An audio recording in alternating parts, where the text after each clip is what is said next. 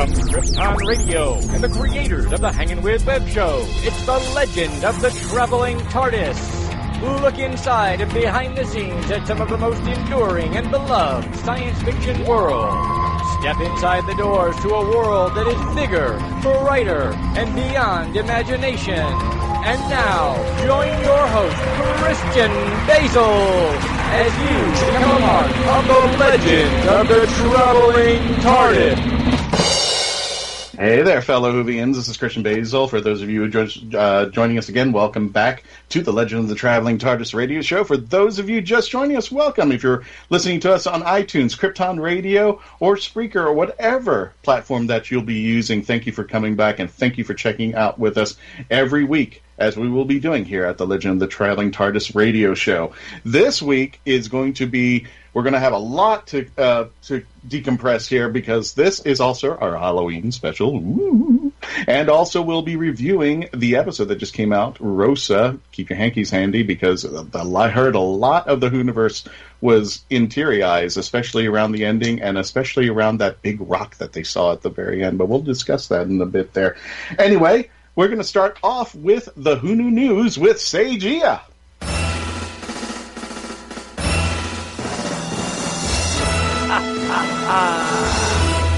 All right, first up, there is a new Madame Tussauds exhibit, and it has the 13th Doctor, incredibly lifelike, with an actual TARDIS, and then you can have your picture taken there, and then you can venture into the forest to find the sonic screwdriver. So it is an interactive experience at Madame Tussauds. It's like 18 pounds for an adult and 13.5 pounds for children to go to the Wax Museum, which is just kind of awesome.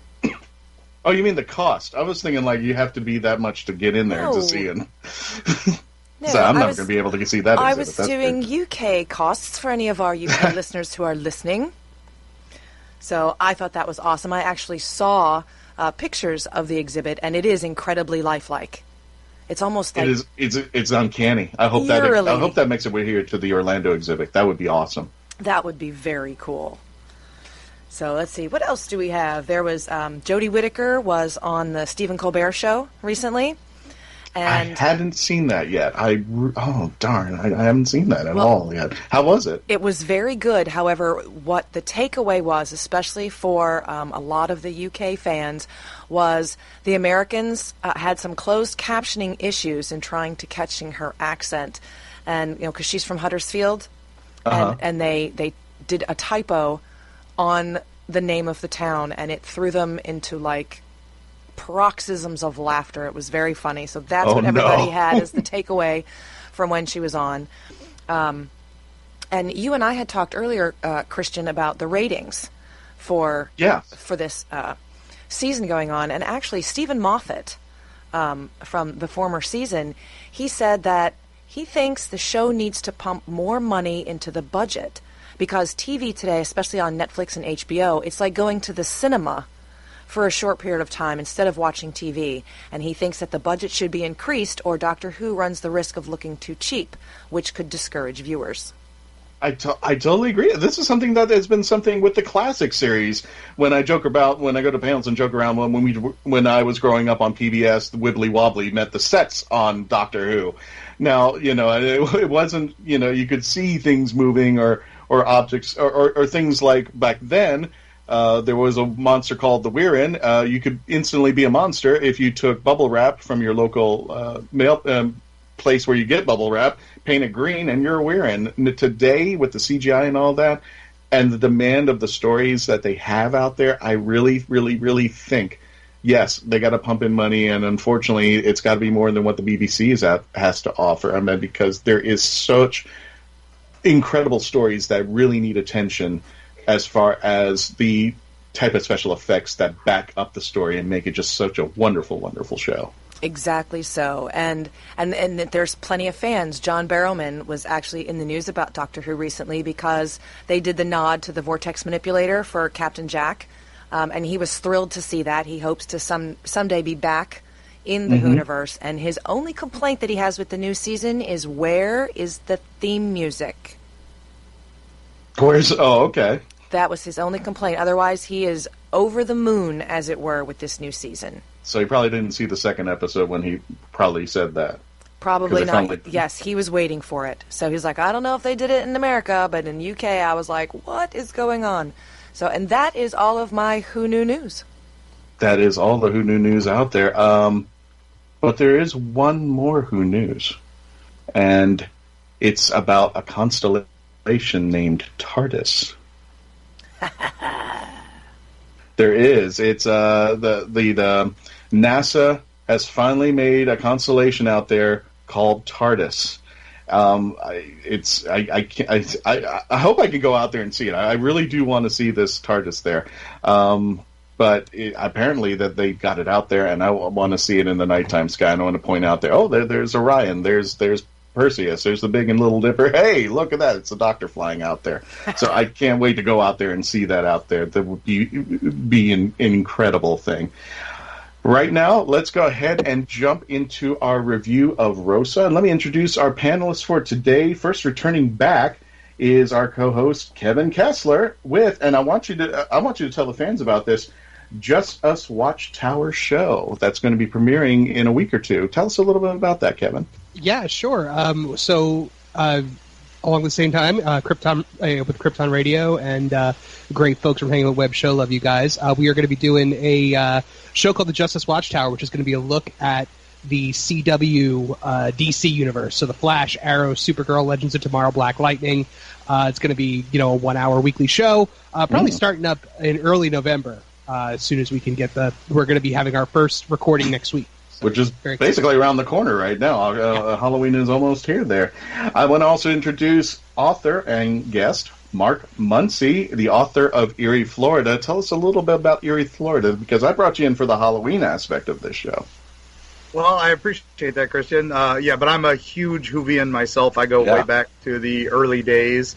I'm also a big Finnish fan. I was surprised you guys didn't mention that the new River Song series is coming out and is bringing back the Third Doctor and Brigadier with the new cast with Liz Slade. So that was big news yesterday. I did see that, yeah. But yeah, I write myths, monsters, and legends of Florida. Erie, Florida, Freaky Florida, kind of travel guides from the north to the south with everything from the Gulf Breeze UFOs to Robert the Doll. Awesome. And I didn't want to say that. I'm saying the title halfway as I'm saying this. And I thought, ladies, I want to introduce a lovely couple over here that are authors of the And I Thought books, Wilnona and Jade. Ladies, welcome to the show. This is the first time here, too. Yes. Thank you for having us. We didn't know it was a Halloween episode, though. Oh, yeah. Stick around because keep that in mind. Is it going to be too scary? What's that? Will it be too scary? Oh, just a fun little scary. It's kind of like the Haunted Mansion at Walt Disney World. So we're going to have a little bit fun at the end of the show when we talk more about a little bit how Halloween's going to mix up in this episode over here. But let's go ahead and just jump right in because we've got a lot to cover and a little bit of time. Everybody, we're going to talk about Rosa and the review of that episode. And this is how we do it. We do Traveling TARDISes 1 through 10, 1 being, and 10 being probably one of the best, if not one of the greatest episodes ever of all time for Doctor Who. The lowest score will get to go first. So, ladies, starting with Wilnona and Jade, give me your scores as how you would rate this episode. It's Wilnona, and I hate to cry, so I'm giving it a 6. Wilnona, really? That's horrible. Anyway, let's not get too out. Jade, I guess you got a higher score than me. Go ahead, 9. I'm not sure. So let's go with 8.5. You got an 8.5? Okay, Jade. Alrighty. Mark, what would you rate Rosa? I give it a solid 7. 7, okay there. And finally, Kevin, what would you rate Traveling TARDIS-wise the episode Rosa? 10. 10. Wow, okay, one of the best episodes. And I gave it a solid 8. Since Wilnona, you had the lowest score about the episode. Tell us what you liked and what you didn't like about this episode. Okay, honestly, I was not lying. The only fact that I did not like is that it made me cry. And it reminded me of, like, writing class last year and history last year when I was studying in a university. And then Jade's dad lived in segregation, and he always talks about, I can't believe that I'm here or I'm there. I'm on a plane because I'm a black man. And I'm like, I don't understand how your color and race fits into this. And then I saw that episode and I understood, and it was like, I don't want to understand anymore. Oh my goodness, that was so you're giving it a low score because it hit you in the feels? Is that how you're measuring it? Actually, Dr. Phil should learn about history and science, not craft. Well, it was history! Okay, that was Jay. I'm sorry. I couldn't let her have it all by herself. Okay, well, Wilnona is giving it a low score on the feels. Right? When they panned out from the bus station, they really need to put some more budget to that CGI. Really bad. Gotcha, okay. Mark, you rated it a 7. Tell us why, the pros and cons of Rosa. Well, pros was, it reminded me of the original intent of Doctor Who, which was a history show. That's why he traveled with a teacher and 2 teachers and a student originally, and their student. So it was kind of returned that old classic that, here's history, and and it wasn't a monster of the week, although they did have the white supremacist from the future kind of thing. My cons were that it seemed to be a little heavy-handed with some of the messages. I mean, it's important that Doctor Who's never dealt with this before directly. They've, Daleks and all that being, Nazis and all that. But this was, it just seemed a bit heavy-handed at times. Gotcha. Next up was Jade. You gave, well, I'll go into it in my bit there, but Jade, you gave it an 8.5. Pros and cons of Rosa. Well, I mean, of course the con was it cried. Like, no one was cry. But, well, it was really full of history. Just a lot of history, and maybe even stuff I didn't know. So I was like, oh, maybe I need to read a book. Gotcha. And Kevin, wrapping it up, you gave it a solid 10. One of the best episodes out there.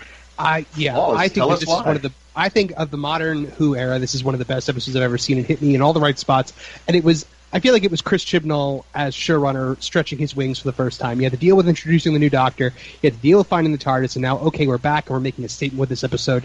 It hits at a very poignant time because race relations, especially in the United States, are, tanking.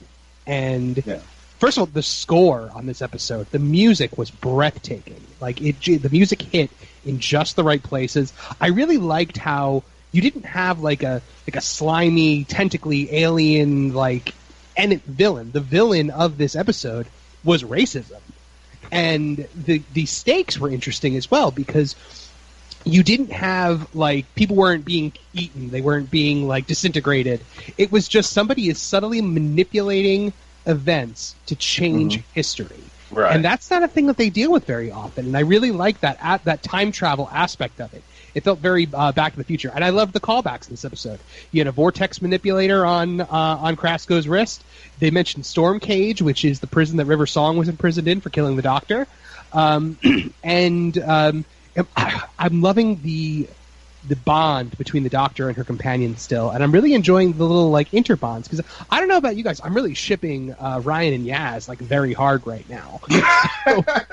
So really? I'm really enjoying that. I just thought the whole episode was wonderful. It made me cry at the end. It was and I was really glad they didn't go the route of the Doctor somehow inspires Rosa Parks to take her stand. It was still her decision, they didn't interfere with it too much. Gotcha. Oh, well, yeah, I meant, I gave it an 8, and this is not, first of all, this is an episode I've been waiting for, but I'll tell you why I gave it an 8, because it was such a great episode, and it was something that I've always wanted the Doctor to do, which was delve into history, be part of what I call the fixed point in time, but become an influence about it, and make it a story around an actual story using the sci-fi world. And they did such a tremendous job about it. There are only a couple of things that I feel like that they didn't take advantage of, that they didn't do well. First of all, I really didn't like Krasko, which I kind of actually did a little research, and I'm actually, after the commercial break, I'm going to give you my thoughts about Krasko and a little bit more to it. I really think Krasko should have been on the bus at the very end. I agree with you on this. I did not totally like that he was just like, okay, this is a mass murdering villain who's killed thousands of people, and he's taken out in the middle of the episode. I think he should have been on the bus manipulating events, and that would have made, because the whole story is about them intricately moving the chess pieces around, and I think they were playing if he were on the bus, it would be a chess game where he could have gotten off the bus, gotten on the bus, and or he could have been the guy that gets on the bus that she's supposed to move for, right? Or he could have been one last-ditch effort to get her to not have the protest. And not only that, but I think also he could have been the driver. He could have said, okay, well, forget the driver, I'll be the driver. But I really wanted a moment between him and Jodie's doctor, where those two were moving the chess pieces around, but they couldn't interfere with what was going on with events. And then the stakes would have been much higher because they were on the bus. And they would have been much more of an impact when Rosa makes the final decision and he's there to see it. That he did everything that he could and nothing happened. It just continued on, and the doctor was right. He needed to have comeuppance at the end. Yeah, you're absolutely right. He needed to have comeuppance in the end. The only thing we got was he was taken out and sent to the dinosaurs way too early back there.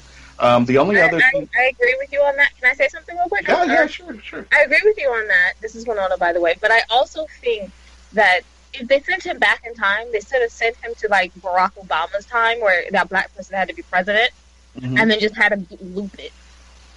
But then on the thing about Jodie Frost, about Jodie's doctor, is that neither of them could really interfere with, well, he could interfere, but she can't interfere with time that much because she said she wouldn't at the beginning. Yeah. So, I mean, that would be her going back on her word to interfere. And, she's not the kind of person, the doctor's never the kind of person, except for maybe Tennant's doctor, that's going to send someone back in time on purpose. Gotcha. So I think having the guy do it just worked out better. Because it doesn't break anyone's morals. You're like, oh, she's still the doctor.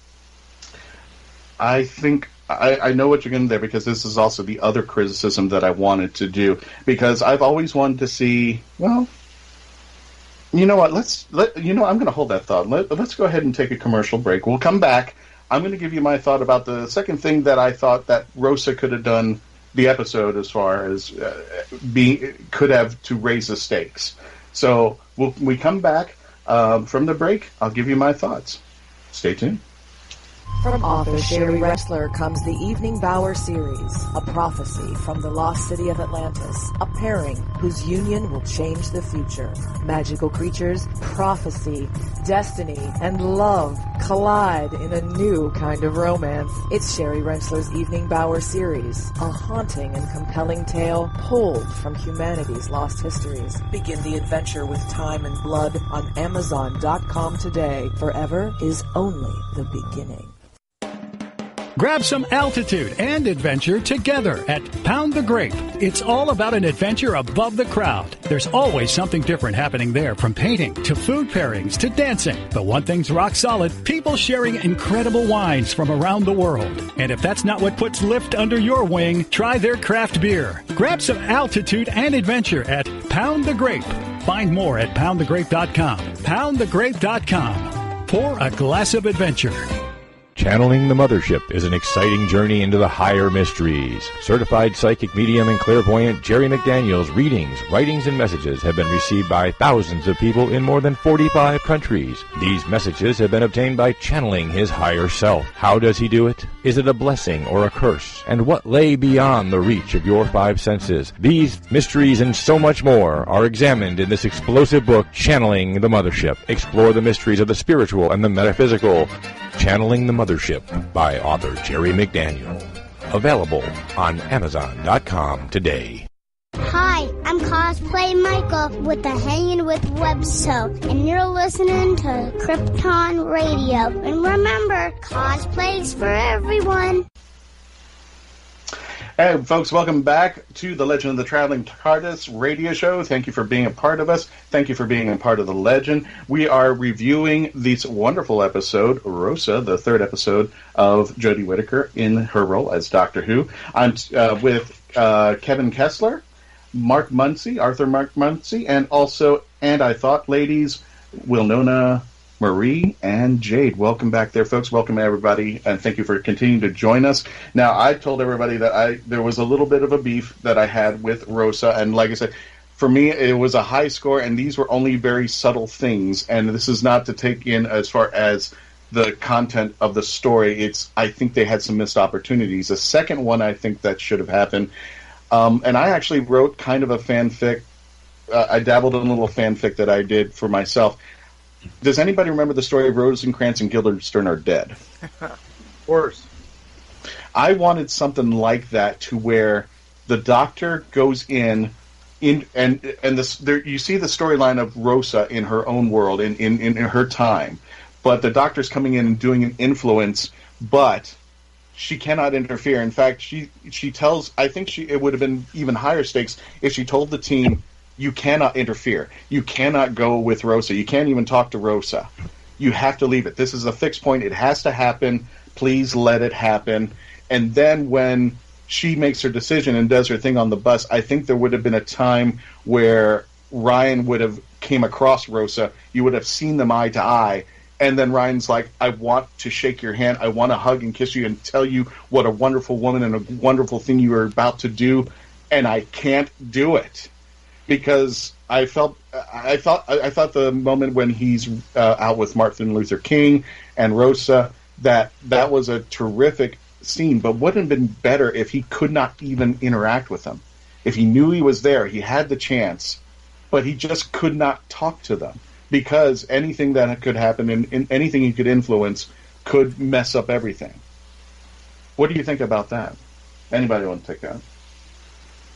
I think that could have been cool. I think you could have gotten kind of like, I do like those stories where the Doctor is kind of in hindsight, and we know, of course, what's going on because we know the Doctor, but we're really kind of focused on a guest character. Like there was that episode with Moaning Myrtle from Harry Potter, and all the, like when they were like that team of people that were like following the Doctor around. And then Blink obviously was one that you didn't really see the Doctor very much. The Doctor was kind of manipulating events from the outside. So yeah, that is a cool gimmick that they do occasionally, and I think that could have worked well in this instance. Did anybody else have any challenges with Rosa? Maybe something that they couldn't, that they'd done, or something that we've just overlooked? I would like to speak to their comment about Jade. I would like to speak to their comment about how the interaction. I'm sorry, I'd have had to shake MRK's hand and meet Rosa Parks. That's just, even if she said I couldn't, it would have happened. So I don't think, and that might be something that could have happened, where Ryan is walking by Rosa, and then all of a sudden he has to interact. He just throws something at her, meaning a stare or look, or he says thank you and just walks by.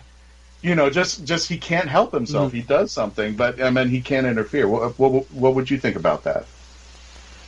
I think we saw a little bit of that in the meeting with Martin Luther King and all that, where he was trying to tell them how great it was to meet him, but then he was trying not to spoil it.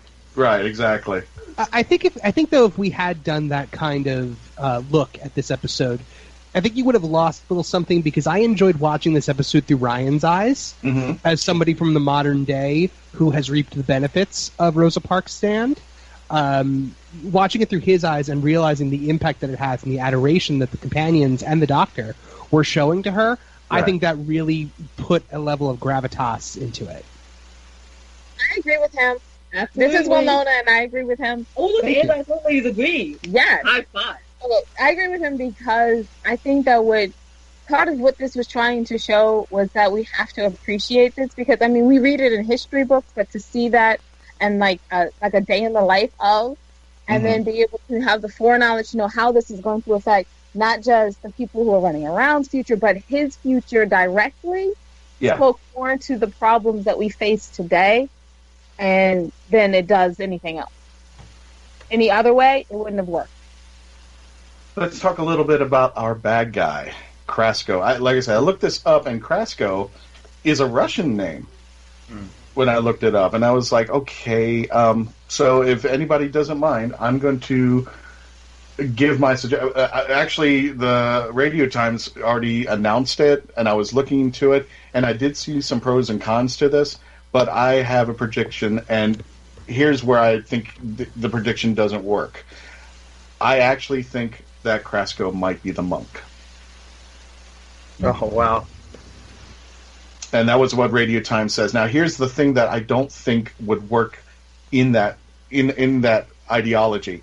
The monk doesn't go out and kill people. He's kind of like Jigsaw. He doesn't kill the people. He'll make somebody else kill the people, and he'll justify it in his own mind and justify it to the doctor, where the doctor's going, I see, I know what you're saying. You know, he'll end up like somebody killing a Nazi, and it'll be wrong, but the monk will go, well, another Nazi's dead, and the doctor's kind of like, but it was wrong. You shouldn't have done that.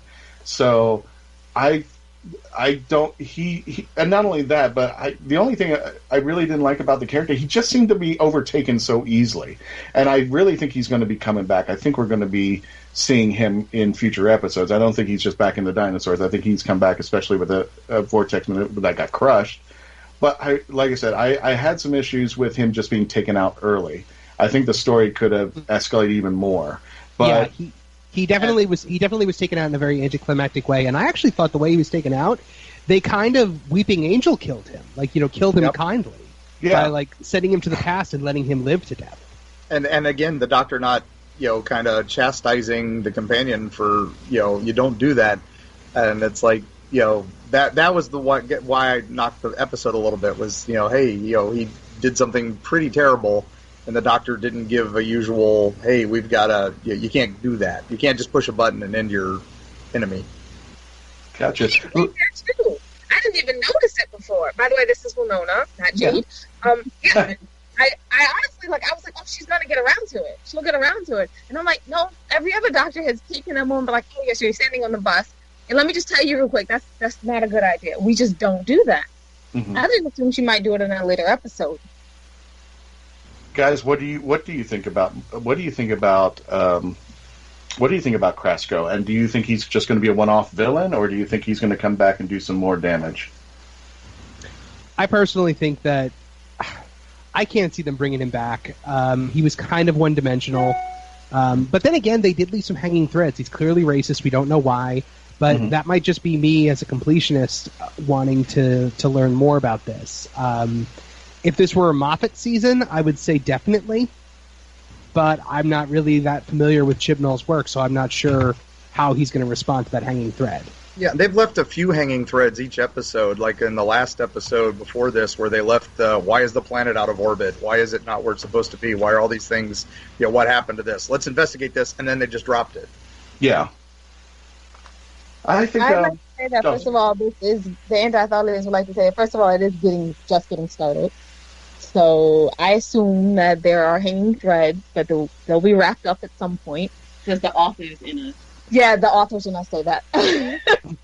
And then on the other hand, as you were saying about why he's racist, when he said that he killed a few 100,000 people, and then just kind of was like nonchalant about it, but were they really people in his mind? So I just assumed that he was racist from the get-go before he got stuck in Storm Cage. I'm going with those people were probably colored folks, so he didn't view them as actually murdering anyone. So, and I think he is coming back. Well, they bring him out as... now, he'll come back in another season.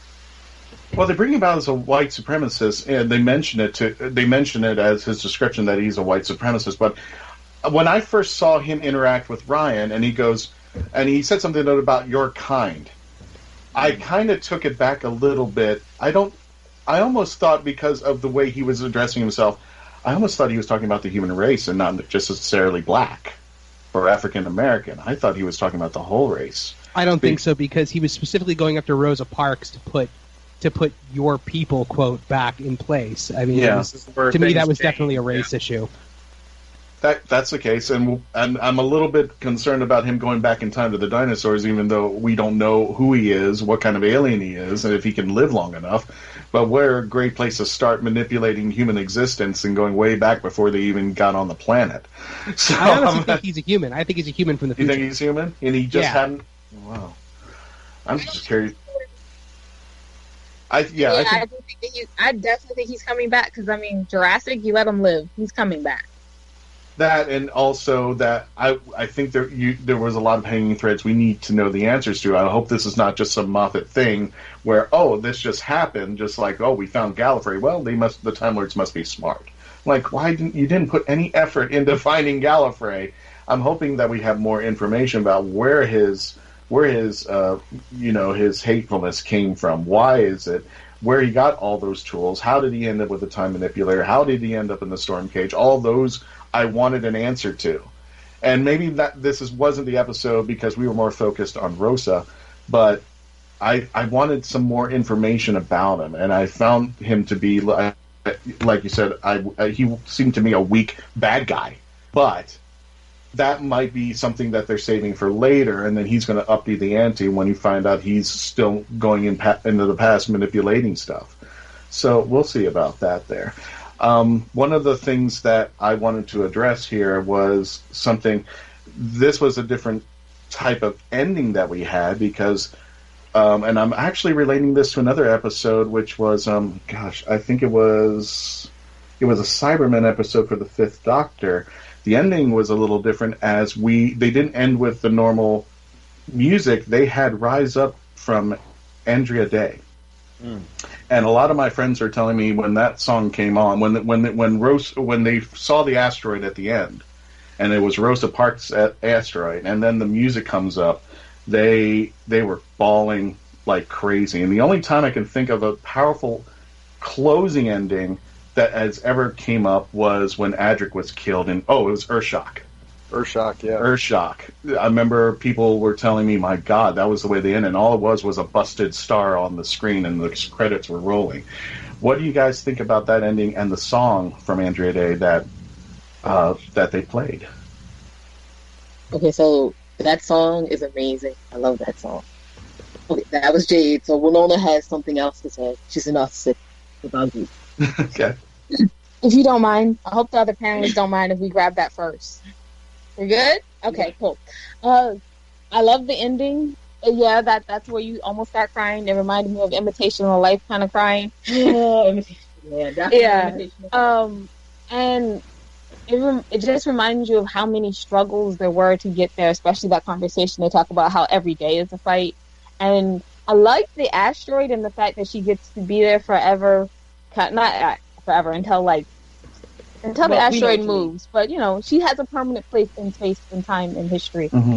That asteroid. That's amazing. But I also want to say, right before the asteroid, when the doctor was explaining to her companions, and the companion answers back, but it took all her life.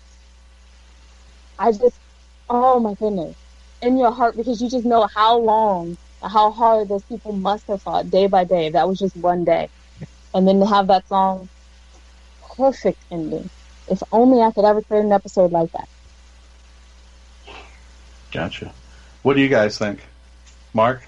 Kevin, what did you think about the ending? When it had that amazing, the first scene, and then it cuts to the years later for the second scene, and then we get that at the end where we skip to the end. And that was what I thought of immediately was skip to the end. It was incredible, and I thought that was a very powerful part, and that was one of the reasons that I knocked it back up a few ranks in my ratings. It was one of the most powerful instances of using music to drive home a point since Scrubs. Scrubs was a show that did that very, very well. They always had the right song to really drive the emotional point home, and I think this was Chibnall hit Bill Lawrence levels of goodness with music. Mm-hmm. Gotcha.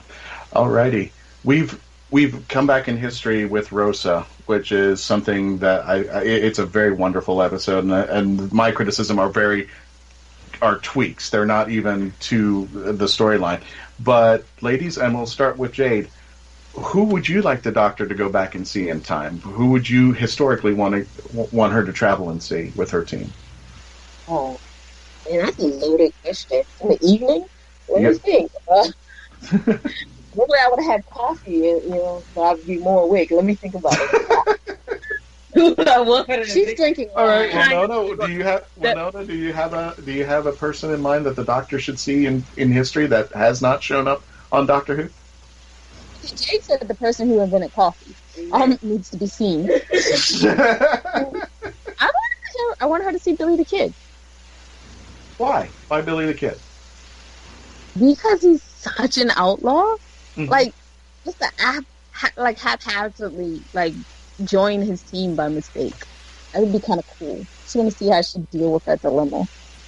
So like a Time Lord renegade, a Time Lady renegade meets an outlaw renegade. Exactly. How they interact with each other and how. Okay, gotcha. There, Kevin. I'm sorry. Take that back. Sherlock Holmes. Sherlock Holmes. Yeah. Okay. And it has to be the Sherlock, the character. Oh my goodness, why can't I think of his name? But that's Sherlock Holmes. Y'all know who I'm talking about. Do you want Benedict Cumberbatch, or do you want Robert Downey Jr.? Cumberbatch. Because he actually in the Big Finish audios and Kevin, help me out with this. I think it's the All-Consuming Fire. The Seventh Doctor meets meets Sherlock Holmes for one episode. Oh, very nice. It was kind of cool, and it actually has Bernie Summerfield in it, and it's a really cool episode because great episode. Nick Briggs plays Sherlock Holmes, and if you're not familiar with Nick Briggs, he's the voice of all the monsters, the Cybermen, the Daleks, all of them, and he actually is one of the co-founders and CEOs of Big Finish, which is the audio dramatizations. For those of you who are not familiar with it, the audio dramatizations of Doctor Who that began in the 1990s when Doctor Who went off the air and people wanted Doctor Who, but they just couldn't get the budget and stuff for the BBC, so they went to audio plays.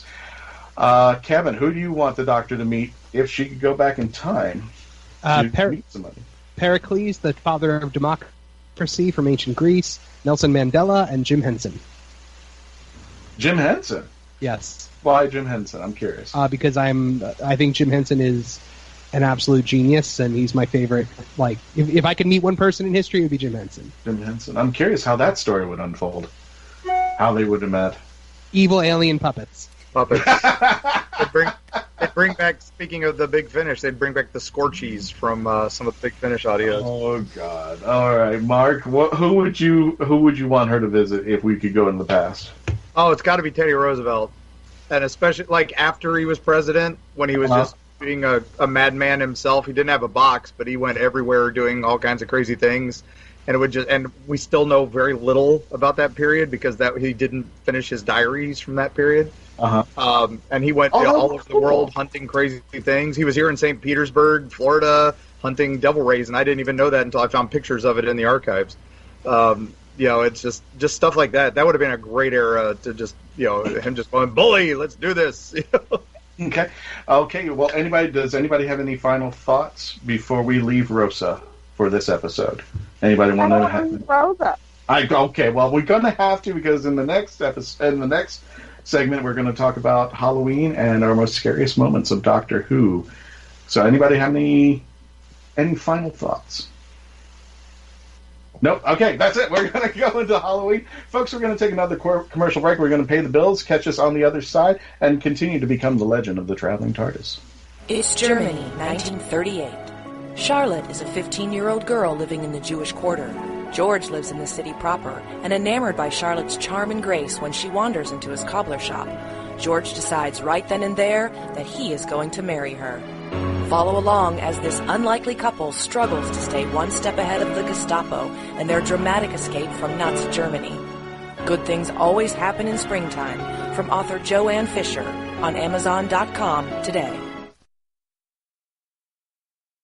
We all have one shot at life. Rambling Across America by Tommy Ray is an adventure about chasing dreams. In brilliant prose, follow Tommy Ray through personal experience, inspirational quotes, and photos from his Confessions of a Dreamer tour. Woke one night from a dream, Tommy resigned his safe, secure position and took a leap of faith. Now, he invites you to follow his journey. Rambling Across America by Tommy Ray. Get it on Amazon.com because today is going to be ridiculously amazing. Sometimes finding an anchor is the only way to survive.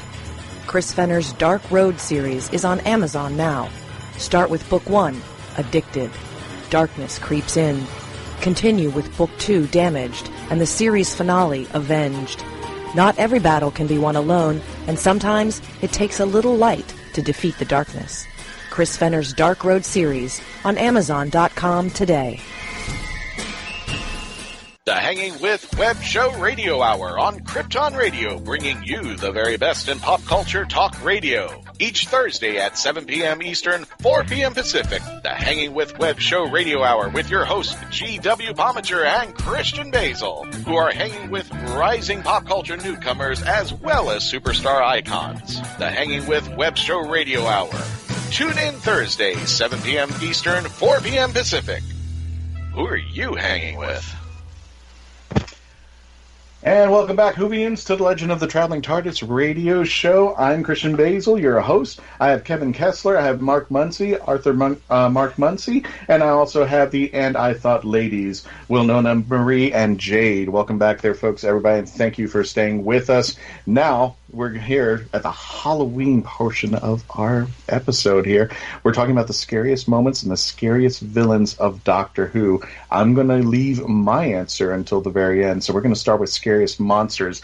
And Kevin, I want to start with you. What is the most scariest monster in Doctor Who? Oh, good. I'm really glad you started with me because I was afraid somebody was going to take mine. Okay. The single scariest episode in the history of Doctor Who is Blink, the first episode of The Weeping Angels. This was Blink. It was absolutely terrifying. Yes. You didn't have the Doctor in most of the episodes, so you didn't have that hope of the Doctor's presence, like empowering you through the scariness, and just the concept of the Weeping Angels and how they would just creep closer and closer and closer. It was absolutely fantastic, and I loved every second of it. It's a shame that once Matt Smith's Doctor took over and Moffat took the reins, the Weeping Angels stopped being scary and became just another silly villain. The Daleks used to be super scary under Russell T, and then like when the thing opens up and all the Daleks pour out, you're like, but then like once Moffat got his hands on them, they were the putty patrollers at that point. Yeah. But yeah, so for me it is the Weeping Angels. Oh God! That was mine, and I'll just elaborate on that on the moment there. Thanks to Blink, I can't go to my Home Depot or Lowe's garden section and not freak out when I walk around the corner and there's a cherub staring at me, and I'm just waiting to turn around, blink, and see, oh, he's smiling now at me. So yeah, the Weeping Angels got it for me. But yeah, I think they got a little bit too on the silly side when they started having abilities that were a little bit out of the Assassin League, and like, well, now and nobody can kill these things. I mean, just nothing can kill these things. They can do all these other things that they weren't supposed to do, but I thought they were already scary enough in Blink. But and when they started putting abilities, I'm like, okay, I kind of thought it when they had their limitations there. But yeah, they're still my scariest, most monsters. But the Daleks, kind of because they're my first monster that I've ever seen on Doctor Who. They put me behind the couch, so to say. Excuse me. Mark, what was your scary monster? Well, I almost went with the gas mask zombies from Are You My Mummy? Oh, really? Because they were terrifying, but the one that gave me nightmares and the one that put me behind the couch when I was a kid, and still to this day, I think might have inspired the classic series Alien, were the Wirren from the classic tale Ark in Space, which I think was Tom Baker's second outing. Yeah. The bugs taking over, destroying the last of humanity, and just, man, that messed me up for so long. I had to sleep with the lights on and bug repellent everywhere around me. Could you imagine if the CGI were available back in the 70s, what they would look like today? I would love to see how their current incarnation would be with CGI in their tech. It was some weird cross between Alien and Catermass Experiment, and I just remember when I saw that when I was a youngster, maybe 7 or 8, I think. That messed me up so much that I still have trouble watching that episode. Oh, God. Oh. Now I'm getting the chills over that. Wilnona, your scariest Doctor Who monster? The water on Mars. Ooh, that's a good one. Water. She said water on Mars. Water on Mars? Let's see if we can get her back. Jade. Hello? Hello? Okay. I was saying the water on Mars. Water on Mars. Okay, so those creatures from the water on Mars, what What's just the water. Because if the water just the water. Just the water. Like, the creatures was like, yeah, whatever. But the idea that the water... Because you know if water's patient, water builds up. Water always finds a crack or a crevice somewhere. You can say it's airtight. But at some point, water's getting in there. And it's a necessity in life. So, I mean, you can't live without it, but you can't deal with it on Mars. you got to run away from it. No drop or a single drink there. Jade, your scariest monster. Okay, so the first guy took mine, which made me sad. I was like, please, someone don't take the angels. Don't do it. But he did. So. Yeah.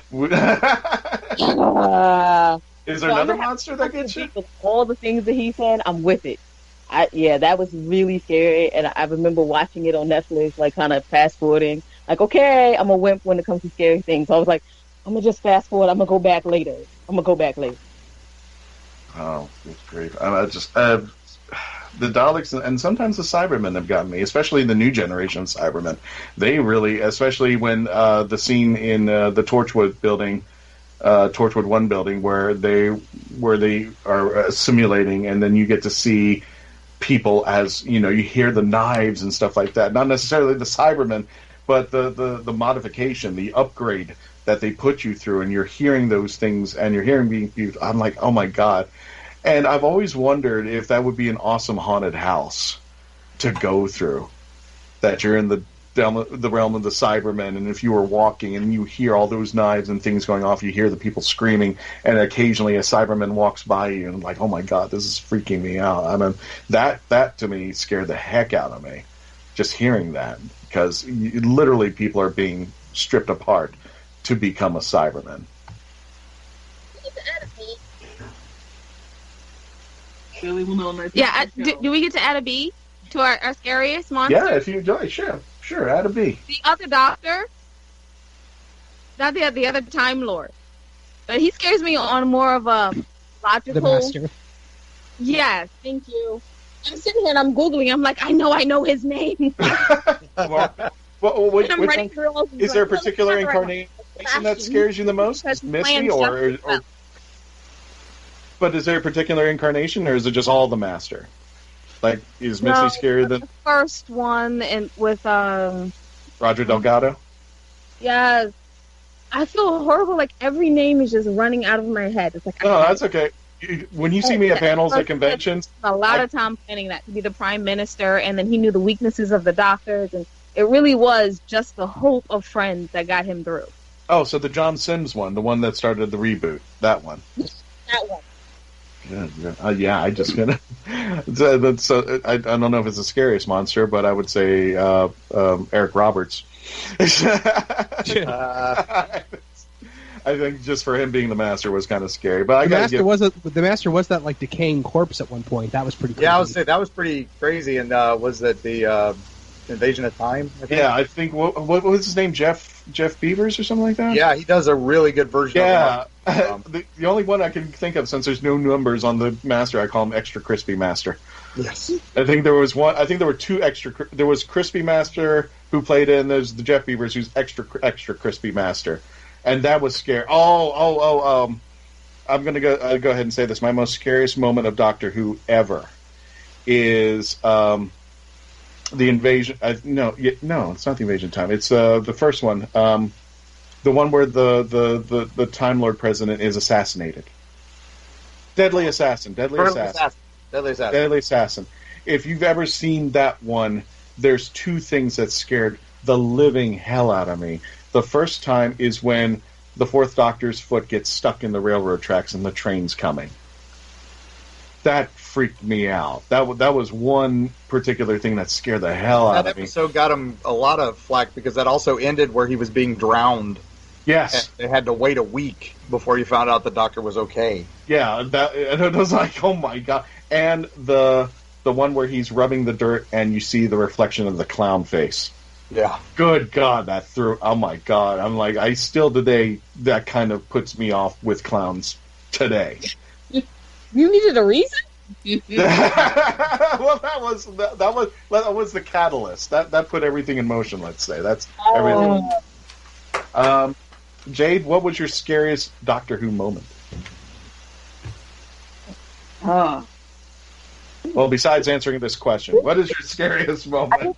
Like the old talking in my podcast. Or these good questions. It can be classic, whichever you want. I'm still gonna go with Blink. Like, I'm sorry, it freaked me out. I watched all the Guardian Angels. That's the one. Like, every time I ever see an angel, it's just how you can't.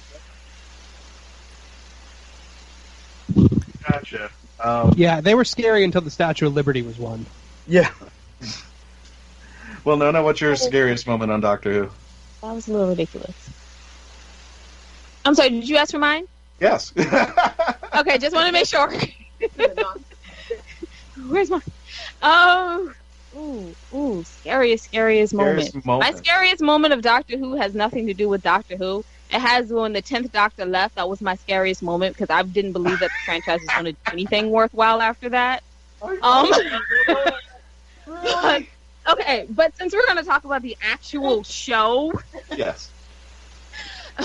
My scariest moment was when the Doctor had. I'm sorry, I think about these things cerebrally, but when the Doctor decided to like put his Time Lord consciousness away, that scared me the entire show. I was just like holding on to the table and barely breathing. I was like, how is he going to do anything? How is he going to... I know it sounds silly, but yeah. Yeah, you're talking about the... I was holding on to the table so hard until I looked down and I was like, oh, my knuckles are turning white. So are you talking about the episode with Martha Jones where he wipes his memory he takes out his memory and he's John Smith for that short amount of time? That one. You were worried that the Doctor might get lost somewhere because he's not his consciousness is not part of him anymore there. Yes, exactly. I'm sorry, I'm very cerebral about my Doctor, so you can see why I didn't want any emotions in my Doctor Who show. Gotcha. Mark, what is your scariest moment on Doctor Who? Again, I got to go classic. I got to go I got to go to Kinda when Tegan got the tattoo that like slithered up her arm. The snake? Oh my god. That messed me up for years. I still am a little skittish around tattoos because of that. Maybe one of the reasons why I have never gotten one. And Snake Dance. Snake Dance. Yeah. Oh my god! It was just that was like that whole series where it was like they tied them together. It was my gosh, nope. That's when they finally get the Kinda up and you see that the Kinda is still like this really fake like snake, but still it's still screwed me up the whole episode. That's just it. Back then you didn't care. I mean, it was Janet. That was actually some of that actually wound up being creepier. Yeah, like I think Image of the Findal, the monster is so silly, but it still creeped me out at the time. Yeah, just when I was growing up, and I was joking. I joked today about the Weirin when the guy's mutating and he's holding bubble wrap painted green. Yeah. But when you're a kid and don't know anything about bubble wrap, and you're seeing this, you're like, "Holy cow! This guy's turning into a monster." Yeah. And he's doing it right in front of me, and what the hell is that stuff on his hand? I mean, I was just freaking out. Yeah, and then 4 years later, with a bigger budget, they make Alien, and it's the same thing. But oh god, could you imagine alien type technology, meaning the amount of equipment that they had to make Alien, and they threw it inside Ark in Space? My god, that would been insane. Yeah, nobody would. It would be kind of like the Talents of Wing Chiang. Nobody would watch it today. Speaking of evil masters, we were going back to Big Finish one more time because I love Big Finish so much. The War Master series with the master we almost had with Sir Derek Jacobi playing the master has been incredible. If you want a really evil chess playing type master, a super villain level genius, listen to some of those. You'll be very impressed. Oh God. There's so much in here. Is there anything? Is there any moments or any monsters or anything about Doctor Who that kind of scares anybody here? I mean, the scariest moment for me was it's another Weeping Angel moment. Yeah, it was, and it wasn't in Blink actually. I believe it was actually in. It might have even been the Angels Take Manhattan, but the guy is down in the basement and he's got a match lit and he's like looking around. The angels are all around him. And the only light is coming from the match, and that one little baby angel just blows the match out. Yeah. That might be the scariest moment I've ever seen in Doctor Who. Oh, my God. And it's scary, not like a jump scare way, but in like it sent chills down my spine kind of way. Oh, Jade is complaining now. She's like, I'm trying to sleep tonight. No, not going to happen. I'm going to have to actually make that coffee. Not going to happen, because we're coming to the end of our show. And speaking of being a Halloween episode, the next episode is called Arachnids in the UK. I want everybody's thoughts on what they project that's going to happen in that episode. I'm assuming there's going to be some arachnids in the United Kingdom. I knew that was coming. I'm going back to the one. Look, I don't have time to Google this because I just saw the thing that said 5 minutes. So going back to the one where 10 met the redhead. Hold on, Donna. 10 met Donna, and it was an arachnid. Maybe she's coming back. Arachni. I would like to see basically the Doctor in the middle of eight-legged freaks. So this is kind of like Metabilius 3, and I'm trying to remember the episode. It was the last Pertwee episode. So you think those spiders are coming back for this? No, not that one. Not Web of. Was that one Web of Fear? I think. I'm trying to remember. No, I'm thinking like the movie Eight-Legged Freaks or Arachnophobia with John Goodman. I'd like her to just wind up in one of those movies, and that would just be awesome. Good God, there. That's Arachnids in the UK is also written by Chris Chibnall, so this is going to be interesting because I noticed something with Rosa. Chris teamed up with Mallory Blackman, which I've never ever heard of, and I thought that was interesting that he would double team on a writing for an episode, but. First woman to write for an episode of Doctor Who, by the way. Really? First African-American woman, sorry. First African-American African-British woman. African-American British woman. But they both came up with a tremendously wonderful story, and I like I said, my criticism are only a couple tweaks, but I would love to see more stories like Rosa. I would love to see where the Doctor interacts with a fixed point and how everything goes.